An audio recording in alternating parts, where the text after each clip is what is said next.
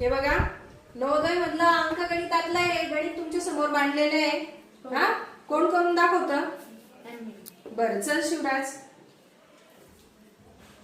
Ma'am square म्हणजे 3 आणि 3 आणि 3 6 आहे. ट्रायंगल म्हणजे 6. बरं. आणि स्टार म्हणजे 0 मॅम. हो. तर इथं शिकायला मॅम ट्रायंगल, हं. तिथे ट्रायंगल येईल आणि इथे ट्रायंगल येईल आणि इथे ट्रायंगल येईल मॅम. बरं, इथे सोडून दाखवतो का? हो मॅम. बरं, सोडून दाखव. Ma'am square 3. हा, स्क्वेअर म्हणजे तू 3 समजलं, बरोबर, ठीक आहे. मॅम हे ट्रायंगल म्हणजे 6. ओके. आणि स्टार म्हणजे 0. हा, ओके, 0 आणि प्लस. Double plus. हा. डबल 3 3. आणि स्टारची किंमत 0. 0. ओके. आणि ट्रायंगलची 6. आता आन्सर म्हणजे ऍडिशन करायची. ओके.